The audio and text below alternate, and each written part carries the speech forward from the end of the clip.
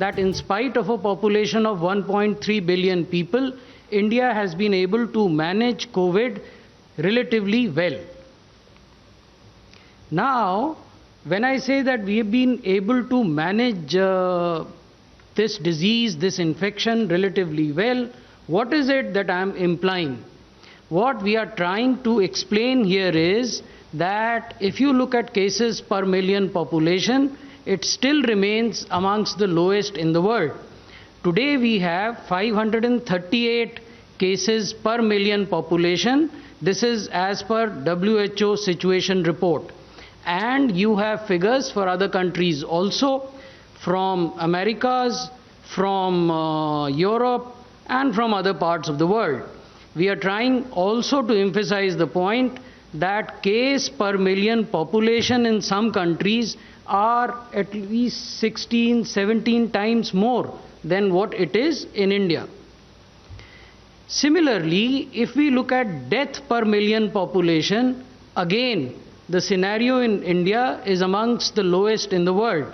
We have 15 deaths per million population, whereas we have countries where it is 40 times as much. This is another fact that I would like to emphasize for your consideration, which is that if you look at the gap between these two worms here, representing the active cases, that is the cases which are presently either hospitalized and under treatment or are at home isolation being monitored.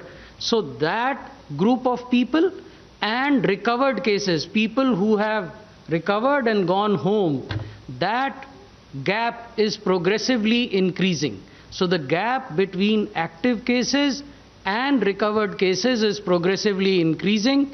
Today, we have 4,76,000 odd recovered cases and only 2,69,000 odd active cases. So when we talk of caseload of COVID in India, caseload is 2,69,000 people.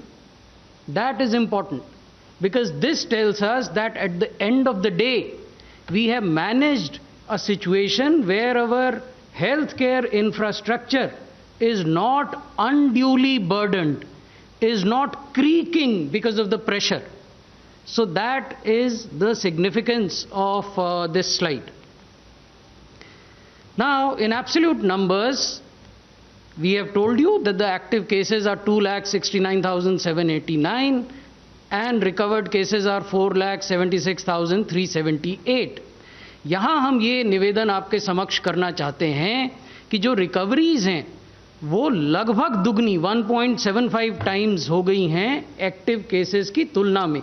यानी जितने लोग अस्पतालों में admission के लिए जा रहे हैं उससे कहीं अधिक संख्या में लोग अस्पतालों से डिस्चार्ज हो रहे हैं। ये हम आपको रिकवरी रेट की जो बदलने की दर है, रेट ऑफ चेंज आपको दिखा रहे हैं, कैसे रिकवरी रेट राइज कर रहा है। आप देखेंगे कि 10% से ये 26% हुआ, फिर 47% हुआ 31 मई तक, और 9 जुलाई को ये 62% हो गया है और ये निरंतर बढ़ता जा रहा है। The rate of increase of recovery is appreciable. ये कुछ जनसंख्या से संबंधित और आयु वाली जनसंख्या से संबंधित आंकड़े हैं। इसमें हम आपको ये बता रहे हैं कि यदि आप देखें कि 14 बरस से कम की आबादी का हिंदुस्तान की कुल आबादी में क्या प्रतिशत है, तो वो 1%, वो 35% है। उस 35% आबादी में कोविड डेथ्स 1% हुई हैं। 15 से 29 वर्ष की जो आयु के लोग हैं वो भारत की जनसंख्या का 18% हैं, और इस आयु वर्ग में कोविड की जो डेथ्स हैं वो केवल 3% हुई हैं।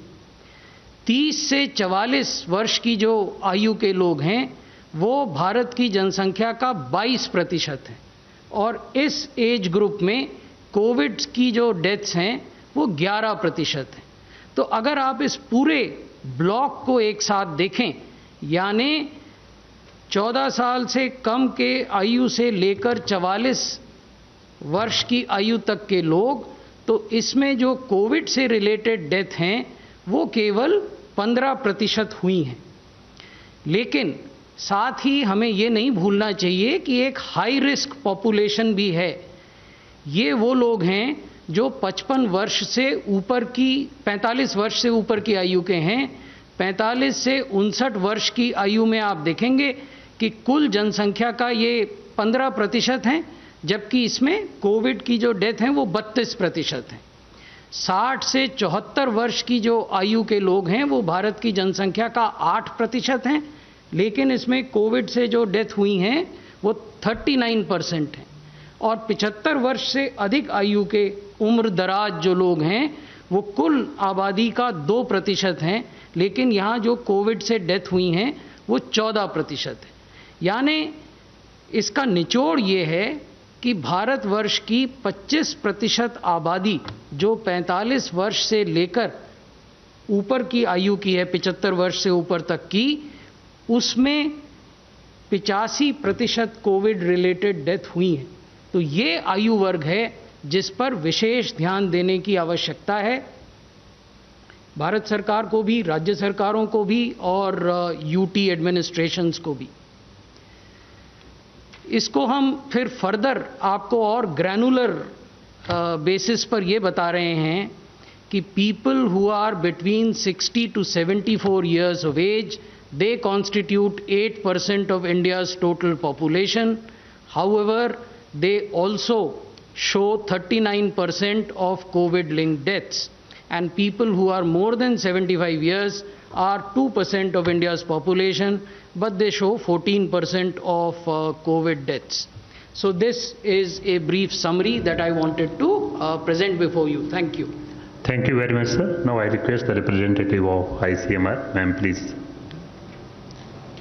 So ICMR has been continuing its efforts to ramp up the testing capacity in the country and also making testing available at even the lower levels, the district level, and increasing the outreach of testing to the best of its capacity. In addition to the RT-PCR test, we have deployed the TrueNat and CBNat based testing also.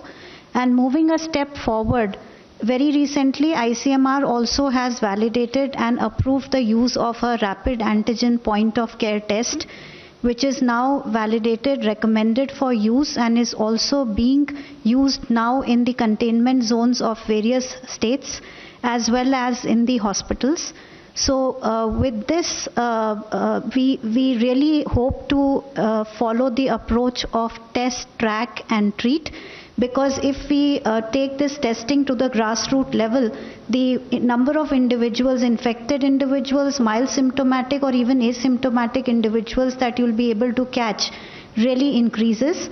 And this is likely to catch individuals in the early stage of infection and also lower the burden on hospitals.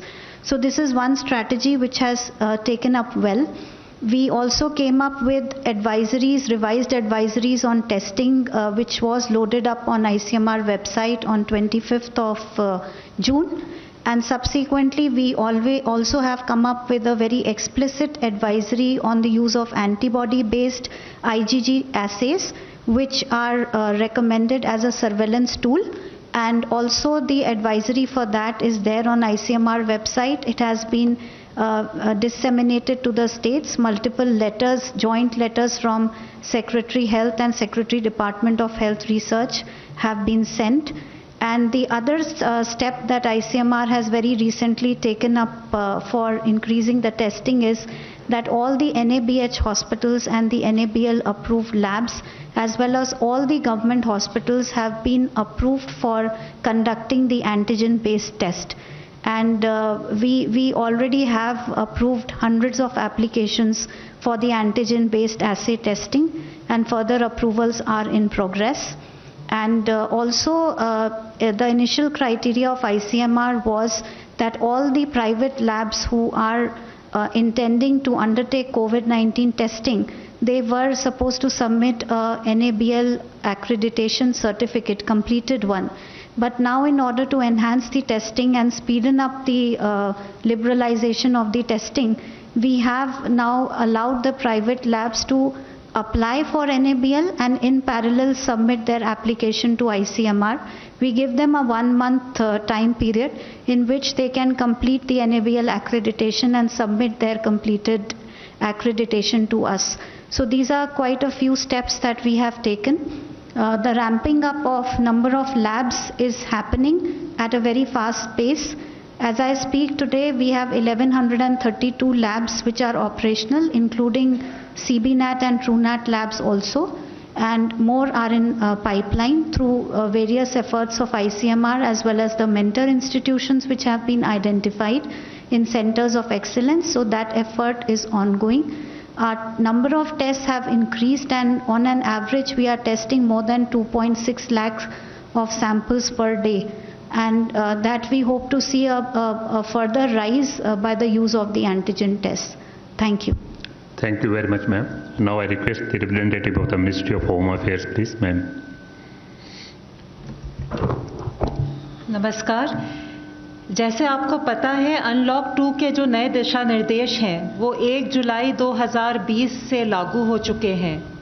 इन नए दिशा निर्देशों के तहत containment zone के बाहर चरणबद्ध तरीके से और अधिक गतिविधियों को शुरू करने की प्रक्रिया को आगे बढ़ाया गया है, परंतु 31 जुलाई 2020 तक कंटेनमेंट जोन में लॉकडाउन का सख्ती से पालन होगा।